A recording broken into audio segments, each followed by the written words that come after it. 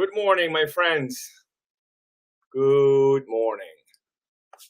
We're going to start today. We're going to talk about St. Ignatius of Loyola. We are starting early, 8 o'clock in the morning, 8:05, and we want to talk about today. We're going to start. I want to explain to you guys what we're doing here and what is the purpose of all of these meetings. What is the purpose and why did we start doing it in the first place, and why are we here now? So, to begin with, we have had more than 28 weeks doing Motivational Mondays.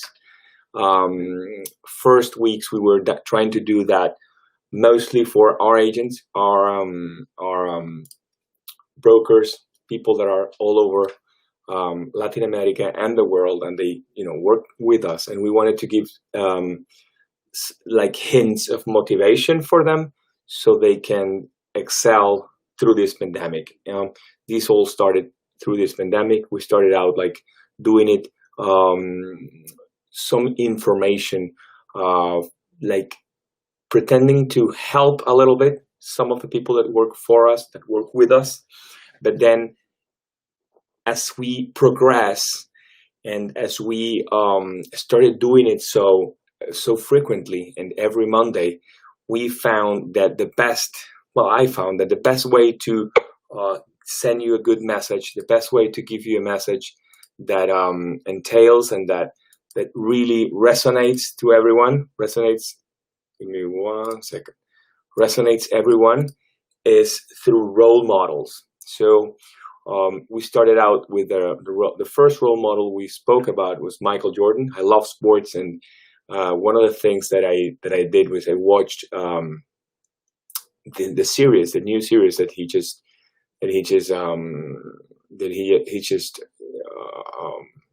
showed us up all his life. It's called The Last Dance, and by watching that, I said, okay, let's do something.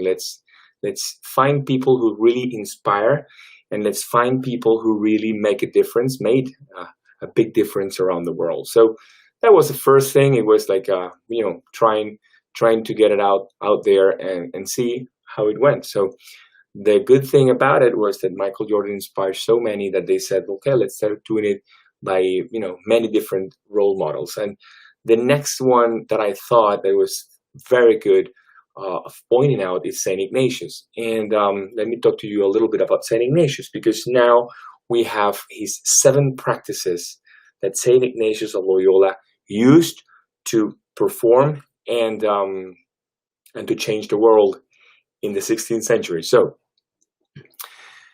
let me give you a little bit about context from St. Ignatius. He was born in 1491. I'm going to give you like a brief context of where he was at that time, who he was, how he became, what he did in a short period of time, and then we'll go through the 7 practices that made him change the world for the better. So the first thing that I want to tell you about is he was born in 1491. Imagine 1492 was the first trip from Christopher Columbus to discover America, and same time Luther was a very big influence around the world. Same time Copernicus was finding that the world was round. So that's more or less his period where he was born.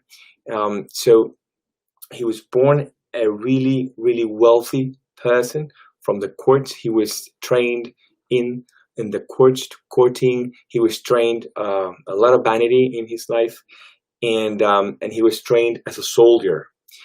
And as a soldier, he was forceful with a sword. And one of the things that happened to him that changed his life forever, that he had a huge breakthrough, was that he was attacked at a battle in Pamplona by a cannonball and destroyed his leg. One of his knees was destroyed, and he was very, very ill, and he spent more than 9 months. Nine. Give me 1 second here. He spent more than 9 months recuperating, and he did several, because of his vanity, he did several operations to get it done perfectly without anesthetics at that time. So that's how he thought at that time. But during that period, during that 9 months of recuperating, he found himself he found himself at uncle's home, and the only book that he could find, he could put his hand on, as he couldn't walk, was a book that spoke of the life of Christ and the life of the saints. So that way, that's the only book he could put his hand on. And through that book, he found Jesus, and he found his conversion to Christianity. So after that, he started a poverty boat. He gave away all his clothing, and he started pilgrimage to Jerusalem. And because he was so in love with Christ that he wanted to give the message to everyone that he was in contact with him. And telling a long story short, because through the practices, I will explain in detail some of the things that we're saying now. But to make it short, he went on a pilgrimage to Jerusalem, and he was almost killed by the Muslims, by the Mahometans in Jerusalem. So he had to fly back. He had to walk back. He walked all the way from Pamplona, from Azpeitia to Jerusalem, and then came back, went to Rome, then went to Paris, and he started again in Paris at 30-something years old. He started studying back again from scratch, studying Latin, studying theology, and he founded what we call now the Society of Jesus. At the university, he found 7 really good friends, and they were fantastic friends, and all they had in common was the same virtues, the same values, and all of them, they were all younger than Saint Ignatius, but all of them respected him very much, and he became the leader of the Society of Jesus. In time, the Pope gave them the order, and it was an order. It is, and it is still the biggest order in the Catholic Church, called the Society of Jesus. They call them the Jesuits. So Saint Ignatius died when he passed away in 1556. He had more than 1,000 people, and he had a global phenomenon, a global influence in India, Africa, Latin America, US, and everywhere. It was incredible the way he grew and how he did that. That's what we want to explain today. So we want to have a motivational Monday, so you can inspire yourself by what Saint Ignatius did, what and how was his breakthrough, how did he come about his breakthrough. So one of the first things about Saint Ignatius of Loyola, is he was the youngest of 13 brothers. And at age 18, only 18 years old, he became a soldier. And he switched his name. It was Inigo Lopez. And he switched his name to Inigo de Loyola, to Ignatius. So he's originally from Loyola, which is very near Azpeitia in the Basque country. And one of the things that it's incredible is that in failure, he found his breakthrough. In failure, he failed as a diplomat, he failed as a soldier, and then he failed many times. And people tend to think that failure is a menace. And for him, that failure was so important that he spent 9 months with himself, by himself, reading the books about Jesus. And one of the things he found was he found God in all things. And that's why Jesuits, or the Society of Jesus, is called the Society of Jesus, or the Company of Jesus. Why did they call them that? It's because God is present in everything, and the presence of God is in the rain. The presence of God is in the food, and in the walls, everywhere. So the first thing he found was his purpose. In the pilgrimage to Jerusalem, he started finding God everywhere. And God saved him many times because he was attacked many times because of his fervor and his energy speaking about Christianity. So he spent a lot of time inside a cave in Manresa, which is right outside Pamplona. And at that cave, he found himself meditating, and he started doing a lot of meditation, a lot of exercises and spiritual exercises. And he loved it so much because he connected incredibly with, by giving thanks, by being thankful of what had happened. He started by being in gratitude. He found himself a method that can change your physiology, change your attitude, change the way you see the world. And he found that in those months in the cave of Manresa near the river.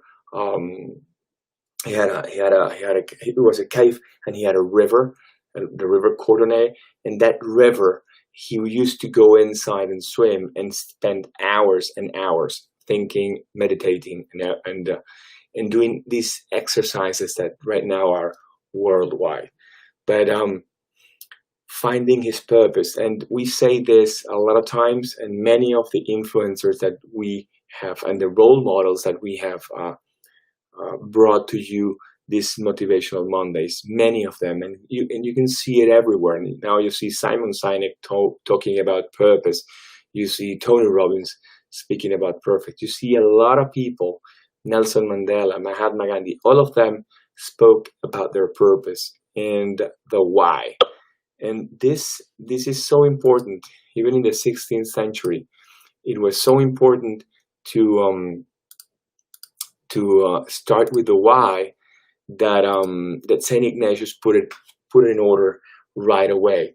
And why start with why? Because if you start with why, your meaning is so important that you're going to be able to do anything, and you will be able to do anything in order to get your purpose. So he found it when he was as a pilgrim with the boat of poverty. He found that by being nobody, by being totally in total poverty, by being by doing good things to others, he found in that way that that his purpose was to convert as many people as he could into Christianity, and that was his big purpose. He found that as a breakthrough. You can say the cannonball was a menace, that he could have died, and he spent many times. He spent a lot of time suffering, but in the end, that was like his breakthrough. Sometimes you need something really scary and really powerful to transform. That's Saint Ignatius' case. Some people just find it because something happened, somebody else's death happens, and then you realize your purpose. Something important happens in your life. A friend of yours passed away. An uncle of yours tells you something, and all of a sudden you click, and you realize that you have been doing something that doesn't go with your purpose, and then you switch, and that's exactly what he did. He switched completely. He converted, and he switched completely. He was a bit radical because he converted radically, totally radically, by being someone really opulent, really a lot of vanity in his life. He switched to poverty, to the extreme poverty, and started living in a cave right by the river. So that's one of the things that I want to share with you guys, is that purpose is really uh, the things that it is the thing that drives you to become better person, drives you to become a better human being. And we found our purpose. Well, myself here in the US, I found that a couple of years ago that I wanted to help as many people as I could, as many brokers as I could, to achieve their dreams and to grow awareness of risks and grow um, exponentially, grow markets exponentially, and grow the insurance culture. So that's our purpose. That's my purpose. My personal purpose is try to help as many people as possible achieve their dreams. Try to help as many people as possible to find their to find a business within the world of insurance, and that's more or less inspired by the pilgrimage of Saint Ignatius going from Pamplona to Jerusalem. So um, that's very important that you find it and you write it down and you say it once every week. You revise that, and you can revise it every week. One of the things that Saint Ignatius did with all his students and with all his partners, which were they worked as disciples for him. He said Jesus had a team, had a fantastic team of 12 people. He had seven. They were seven in total, including him, and they used to work synergized. They used to work together. They had their own uh, their own way of doing things, and he would send Francisco Xavier. Um, he sent him to Germany, and then he sent another of his friends to Brazil, and another one to New York. So all of a sudden, he had a global influence in the way they were doing things, and and they used to work together. They used to work as a team. They used to what they used to say is that if Jesus had his apostles, I he would um, try to not copy, but try to do exactly the same. So and he did that 1600 years later in the 1500s, and and he wanted to change something about the way people did things. He wanted to make people be closer to Christ, closer to God, and then he used his second practice of Saint Ignatius. What was that? One of the values that he instilled in the seven of them was humility. Because at 38, he went back to the university in Paris and he started over. He started learning Latin, and he didn't speak Latin. He started learning everything about theology and stuff, because many people wouldn't give him an order if he didn't had a proper education. So in his conquest and of converting everybody to Christianity, he wanted to share his knowledge of everything he knew. He was old by that time. 38 was it's an old person, and he had so much knowledge of all his pilgrimage, all his transformation during the cave in Manresa, and all his spiritual exercises that he performed, and his wisdom obtained by his own experience, and through these spiritual exercises and meditation, that he used the humility in everyone, and he wanted to instill that in every one of them. In the seven friends he created, he said, we're going to create the company or the society of Jesus. We're going to be a society that rules with the same values, and one of the values was humility. This society of Jesus, the only purpose of the society is Jesus. When he presented that to Pope John III, he said, give value through education. It's he said to the Pope, we're gonna perform a movement in the 16th century, in the 1500s, that we could change the world through these spiritual exercises, and we would use, and they would use anthems. They would use powerful words like the greater glory of God. and greater glory of God came from Latin, and they would ad majore ad majore ad gloriam, at the greater glory of God was the epitome of all his Jesuit culture, and he used that because in humility you can help everyone without expecting anything in return. That's one of the things that he would change from the Catholic Church and from different other um, different other orders inside the Catholic Church. And he would say, "In all, we serve and love." That's a really an important message that he would give. His motto was the greater glory in the greater glory of God, but his personal theme was in all serve and love. So, and I am 44 years old. I'm from Venezuela, and my story about humility, we have to be able to start from scratch. So I try to use his learnings and what Saint Ignatius did to apply it to my career and apply it now to what I'm doing. And a couple of years ago, I started from scratch, started from zero. I started a new company. I started all over the place because we've built something really important in our country, and then we're moving here, and we needed something that could sustain our stay here in the US. And by having this value of humility and being able um, to be humble, to start from scratch in a new country, that experience uh, with the know-how that you already have, you're actually not starting from zero. You start from scratch. You say you start from zero, but really, with all this experience, wow, the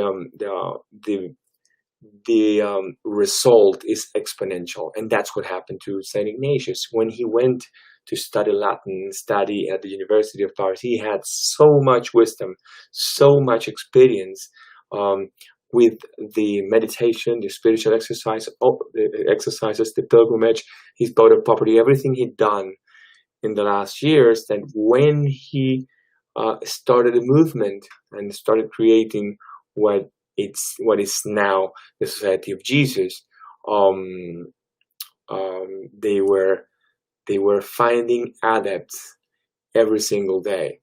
So when he passed away in 1556, he already had 1,000 people in the Society of Jesus, 1,000 priests, 1,000 people totally connected with the Christianity. And that's incredible in a time where there was no social media, no trips, no airplanes. The only way to transport was by ships. That's it.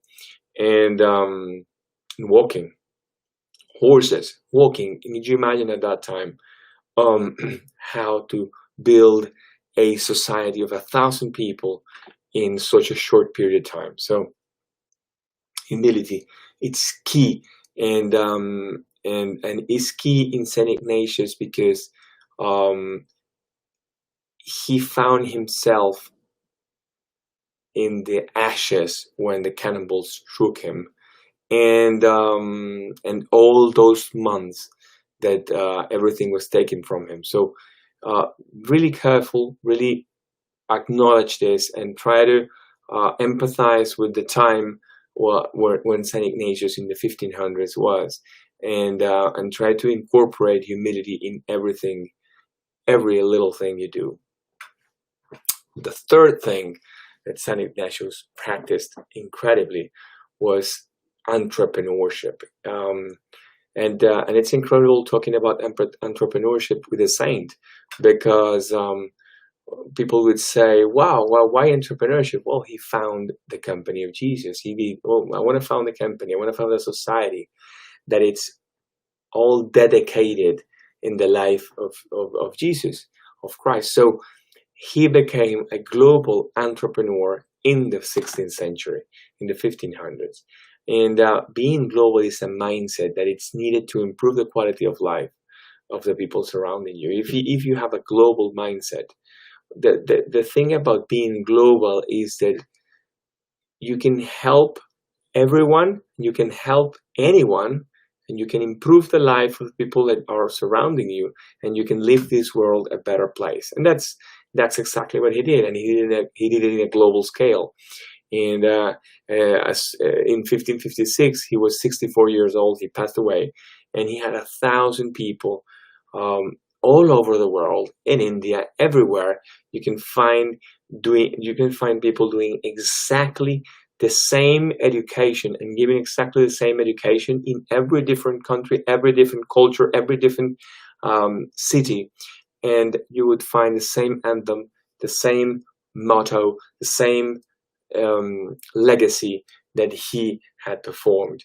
And incredibly, his spiritual exercises are now performed by priests all over the Catholic Church in any order. It's the way of finding priests. It's the way of connecting with God. It's the way for people who have that connection to really understand what the life of Jesus and the life of Jesus Christ was. So being an entrepreneur, and after that being a saint, it's really incredible. And having that mindset of entrepreneurship in a person devoted to God, it's fantastic. So that's one of the practices that we have to do everywhere. Myself, in Open Insurances, in our company, we try to strive and offer our brokers, our agents, and we try to push them to be entrepreneurs, not to try to build their own pension scheme by doing a pension fund, by doing a fantastic work, and by having a big portfolio that can transcend generations, that you can actually give to your kids, that you can actually give to your agent, give to your the people that surround you, and you can actually live, and many generations can live upon that. And that's we've done it for 3 generations now. My grandfather started out our company, and my dad inherited, or my dad bought a big part of the company. At some point, he was the youngest of 7, and myself, I work with my sisters, and we're still partners, and I've started buying a quarter of the company. But the good thing about it is that we are transcending generations. When you buy things, when you take care of that purpose of the company, of my purpose at 21 years old was transcend generations. Now my purpose is help everyone try to do the same I did. But at that point, I had that vision. I wanted to transcend, because normally people think that companies such as the company of Jesus, or companies in general, they have one generation, second generation. The first generation builds it, the second generation grows it, and the third one bankrupts it. And we wanted to defy that. We wanted to break that paradigm that the third generation is the one that bankrupts it, and we've achieved it, and we've achieved our goal, which is to transcend. And very, very, very soon there will be our 4th generation, and we'll give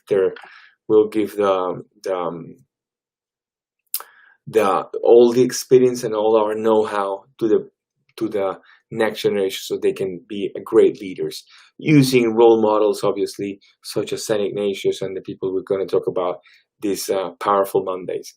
So global entrepreneurship as a saint was one of the things and one of the mindsets that Saint Ignatius scaled, and we need to do it as well. So being global, try to find connections everywhere, and you can do it now very easily through LinkedIn, through Facebook, through any platform, any social media platform, and by doing your own YouTube channel, by doing your own, and try to contribute in any way you can. If you have an experience, if you have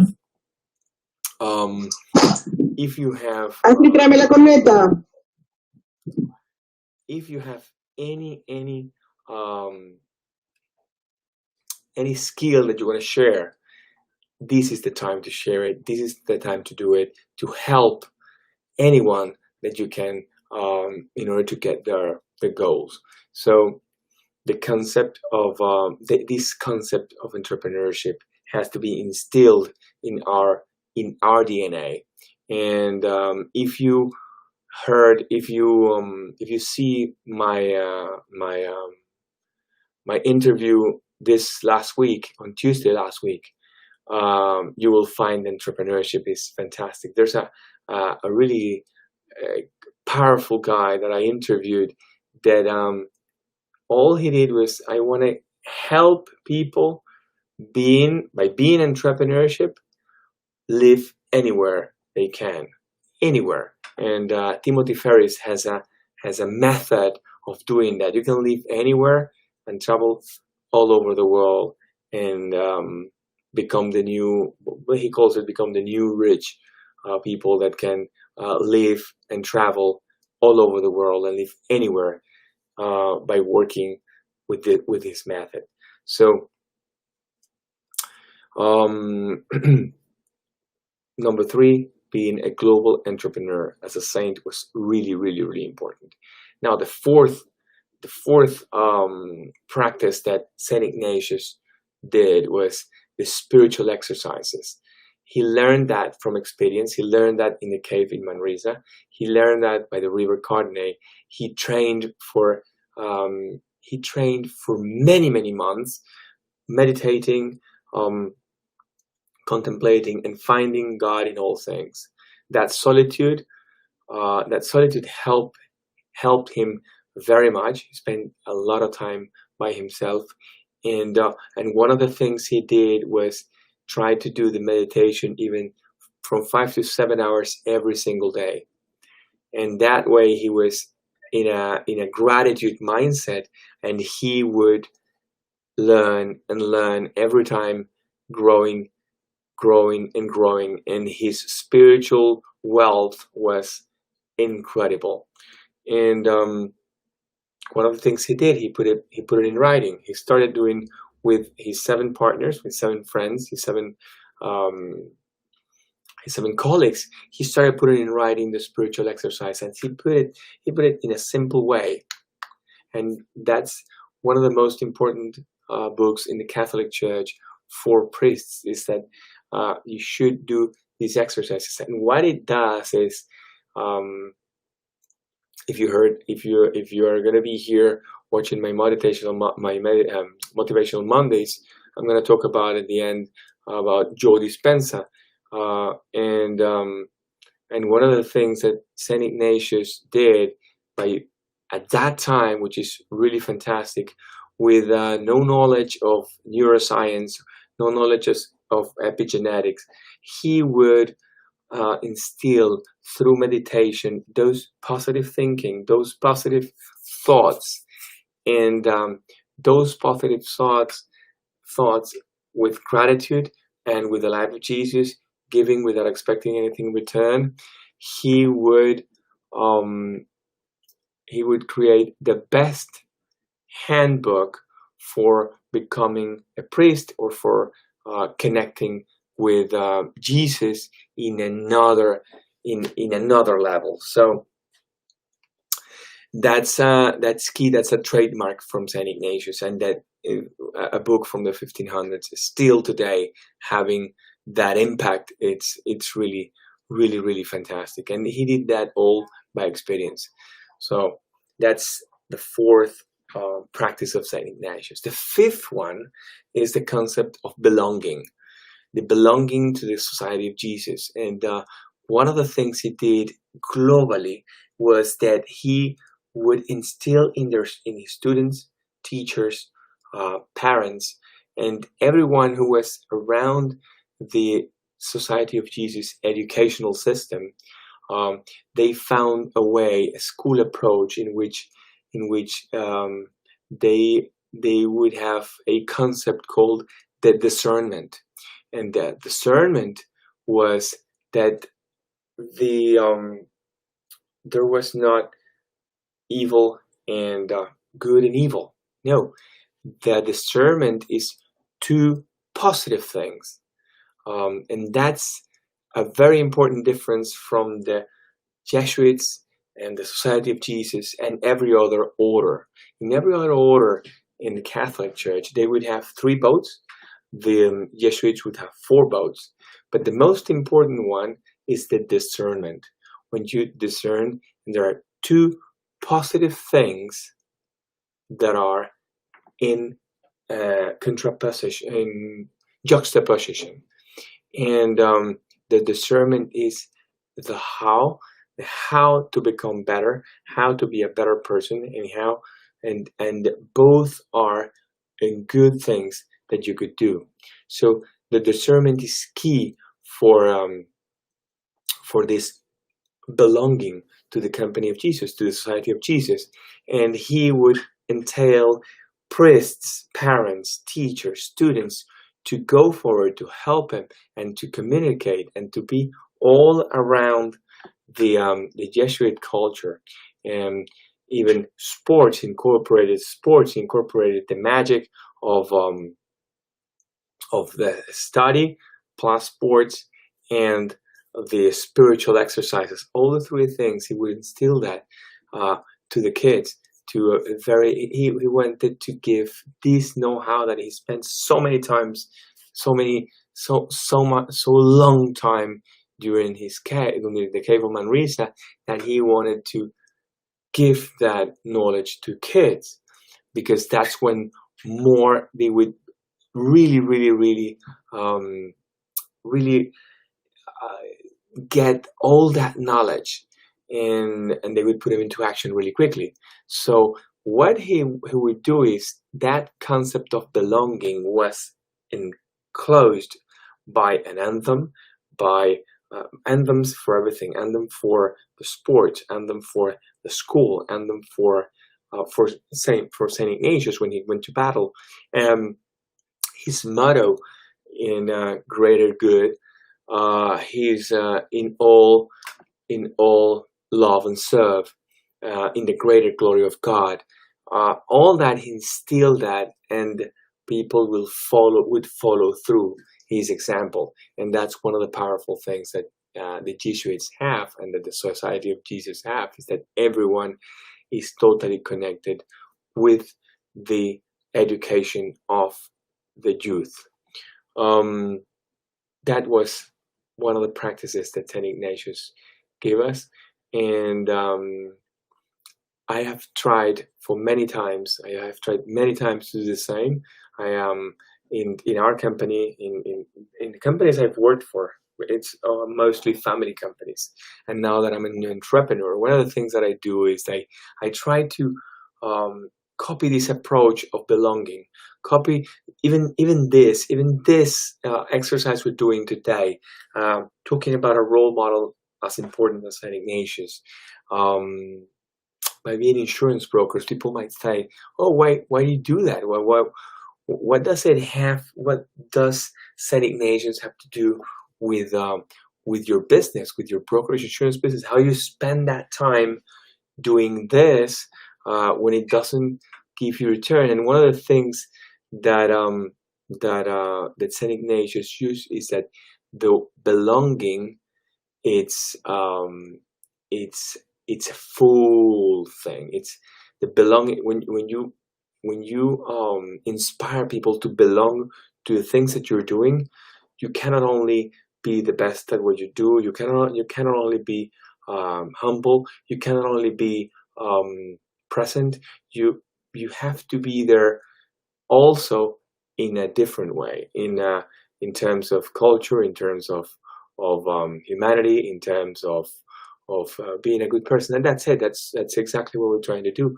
We try to accomplish that people would be gratitude. We would have a lot of gratitude, and we try to put our brokers, our agents, and people that see these motivational Mondays, that recognize that I want to belong to that group. I want to be around people that give their know-how, and that's exactly what we do. That's where we do this sort of reunion of meetings, and we want to give back. We're going to give value back, and we're going to be most valuable ones. And something I'm saying here, something, if you listen to this for an hour, and if you listen to what I'm saying for an hour, something from Saint Ignatius, I don't know why, I don't know what, I don't know where, but something that I'm saying will pop up your mind, and you will take it home, and you would apply it tomorrow or the after tomorrow. And that is when the magic comes in this type of meetings, in these motivational Mondays. And many people have come forward to me saying, "Oh my God, I didn't know this, I didn't know that, I didn't know that that you could do this um, by following the example of someone." And many people have found inspiration. So that's a little bit what we're trying to do. We're trying to find people that have the same energy, the same belonging, the same powerful motto, the same values, and the same mindset to work together with us. So that's why this is open. That's why we put it out in the open, in YouTube, in LinkedIn, in Facebook, in almost all platforms, because what we want to do is we want to entail that concept of belonging to anyone who works with us at Open Insurances. And that's really trying to copy the example of St. Ignatius. So the sixth practice of St. Ignatius was social responsibility. It's giving without accepting, giving without expecting, giving without recognition, giving all the time. Give value first, help others, and that goes along with in the greater glory of God. Everything you do is in the greater glory of God. And that the social responsibility for him was so important. And his way of social responsibility was really broad, because he would help people with their food, people that were homeless. He would help them with a place to stay. People who were hungry, he would help them with food, and people who were ignorant, he would help them with culture. So the society of Jesus was based upon those three principles: giving, ending hunger, giving a place to stay, and education. And one of the most important ones was education. And his social responsibility, he would inspire all of them, all of the Jesuits, to give their life to the order and to help as many people as they can. So in helping, he said, you find not only gratitude, but in helping, you find yourself healthier. In helping, you find yourself being more proactive than anyone. In helping others, the recognition comes automatically and without asking it. So you are not doing it for the recognition. You're doing it because it's a greater glory of God. And that social responsibility instilled that in everyone who was around the order. And every person, every teacher, every student, every priest, everyone would help accomplish all those goals.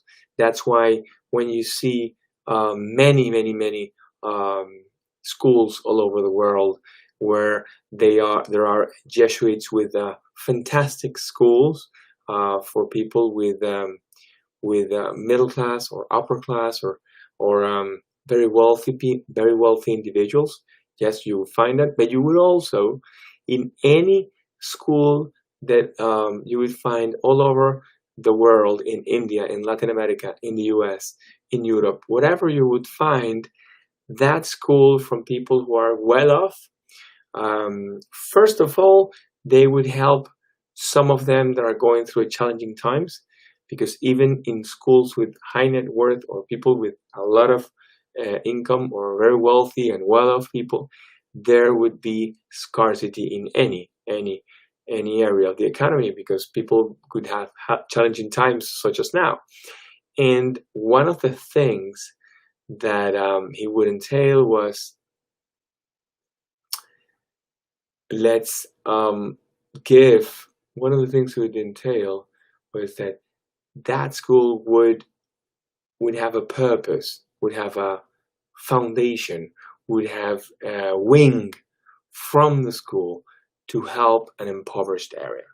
And you find that everywhere. And every kid that studies there every year collects and collects for that social responsibility within the social responsibility. So they educate their kids to help since they're 5 years old. So start helping people, helping others that are less fortunate, and they would do it as a culture, and that's in the DNA of the Ignatians, and how we call people who follow Saint Ignatius. And that also, if you think about it, that also entails the concept of belonging and improves the concept of belonging, because when you belong to a society of Jesus, you would have the best education, but then you help more than anyone, and that also connects.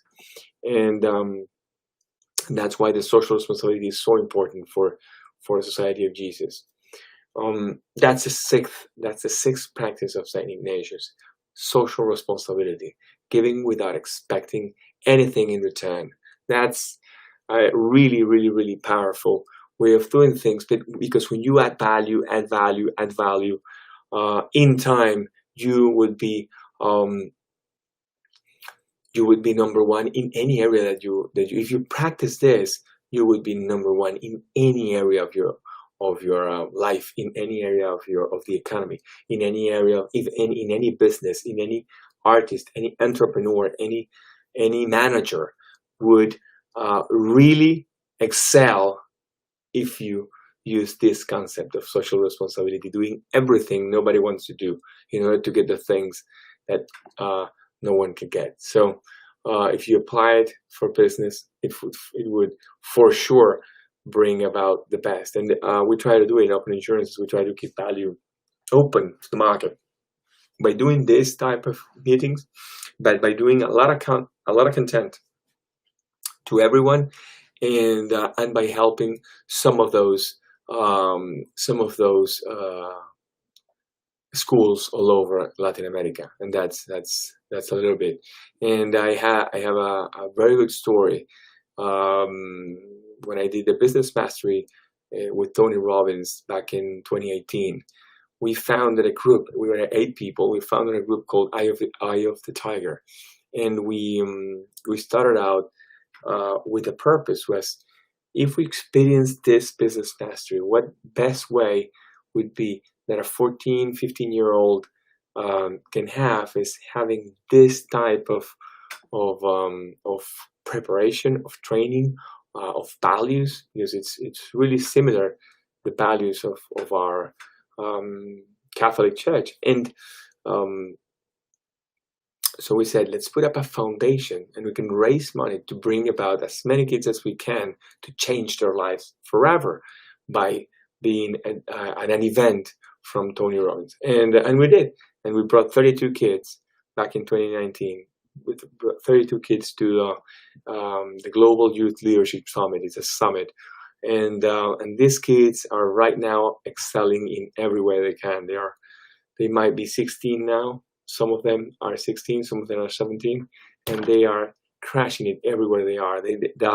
Their life before and after was fantastic. And that's a little bit what St. Ignatius told us to do. You want to help the youth, because that's the future. That's you're investing in a future harvest. So that's really important. Social responsibility for St. Ignatius was his 6th practice. And now, last but not least, the Ignatian magis. Magis is a Latin word. It means more or greater, and it's related to the greater glory of God, ad majorem, ad gloriam in Latin, and is the motto of the Society of Jesus. The magis, the Ignatian's magis, refers to as a philosophy of doing more for Christ, and therefore doing more for others. And that means it brings about from excellence, and when you find the world excelsior, which is a very important area of the St. Ignatius cultures, is what identifies ever upward, always looking forward, always looking for something better, always looking up, ever upward. And ever upward is always do your best when nobody's looking. And the Ignatian magis comes about. Magis is written like magic without the C. It's magis. This Latin word, when you understand the concept of belonging to the Society of Jesus, the concept of global entrepreneurship, when you add that to the spiritual exercises, you build that with the humility, and you build that with your purpose and social responsibility, that's when magis come in. So if you use these 6 first practices of St. Ignatius, you build them up together, and you incorporate the when you incorporate the greater glory of God, boom, then you get the Ignatian's magis. And when the Ignatian magis comes along, when that comes along, you can be sure that you will succeed in any venture that you start, anything that you start in your life. That means you would have the pursuit of excellence, which are one of the ideals of the Jesuits, and their values is the pursuit of excellence, the respect for the world, respect for its history and mystery, learning from experience. You will learn from experience, bad, good, or bad. If you fail, then you learned the lesson. Contemplative vision formed by the hope. Contemplative, try to contemplate more. Development of personal potential. Always try to develop your personal potential in a continuous education. That's one of the ideals of the Jesuits. Critical thinking and effective communication.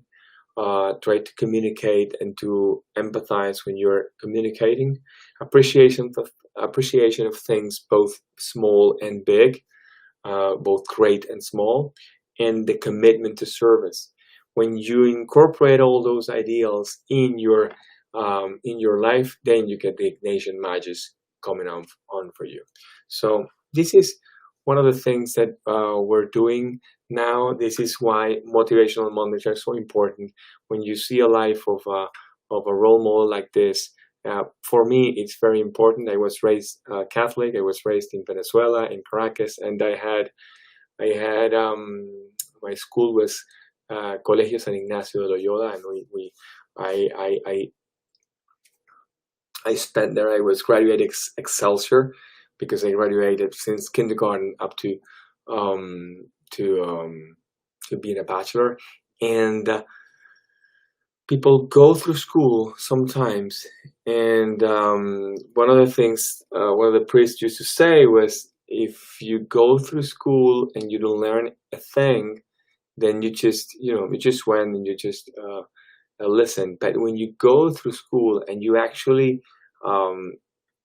become a better person, become a better student, a better human being, a better sportsman, a better people, in contact with nature, and you try to pursue your excellence every time you can, respect the world, learn from experience, and you do all those things, then you went through a school. Then the school had an impact in your life, and that's more or less what the Jesuits want to accomplish, is that their kids go through that and go out like a man, end up a bachelor like a man, a proper man with a proper culture to do whatever they can. So that's why you find a lot of Ignatians all over the world excelling, because